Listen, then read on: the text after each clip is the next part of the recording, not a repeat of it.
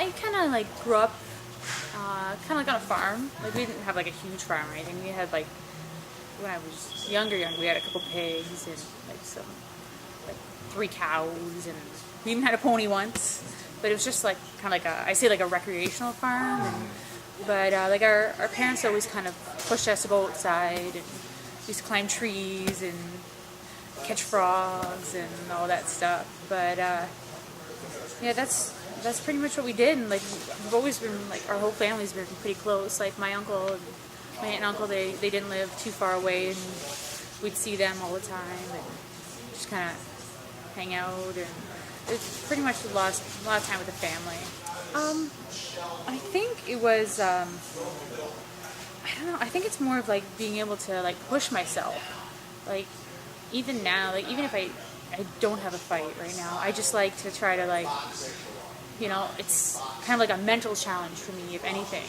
Like to try to strive and to push myself mentally, no matter how exhausted you are, to keep kind of going forward, and for especially like the jiu-jitsu part of it, because that's like my love. I love jiu-jitsu. Like I started with kickboxing, but my real passion is doing jiu-jitsu, and it's just, especially with the gi, it's the technique behind it. It's like never ending. It's I don't know. There's like a whole like another beauty behind it. If you ever get a chance to watch like world-class jiu-jitsu fighters, it's incredible. And you know what? It can only prepare you physically. Well, even it can't really, because your adrenaline's up so much and your nerves. And I remember I was fighting Sarah Kaufman, who nobody really knew at the time. She was 3-0, and now she's like right second in the world, was undefeated for the longest time. But yeah, I lost that fight, but I still loved it. I don't know, I still love the whole competitive edge behind it, seeing how far you can really strive and push yourself. And it's I think it has a lot to do with my old coach, who always kind of pushed us, never to give up, never to stop, never quit.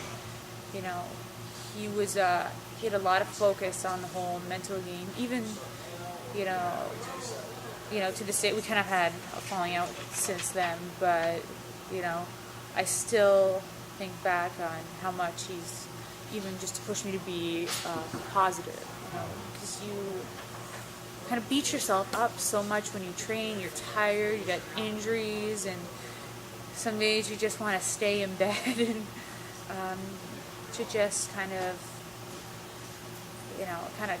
push that stuff aside and stay a positive person, because it's going to affect your training and the people around you. No one wants to really be around you when you're can I say bitch? Yeah. You know what? My biggest accomplishment is I think it's just being happy with who I am and what I've done with my life. You can say material things, but I like, even just to think about it now, I think my life is awesome. That I can travel and I can train wherever I want. I can, I don't feel like I'm tied down anywhere. I can pick up and move anywhere I want. Like I'm going to fight. I'm going to train here. I do my fight in Kansas City in January, and then I'm going to go back home, see my family, and then I'm going to go back to Florida and go train. I'm like I said, I may stay there for a couple weeks. I may stay there for a month. I haven't really decided, and I love that whole freedom of my whole life.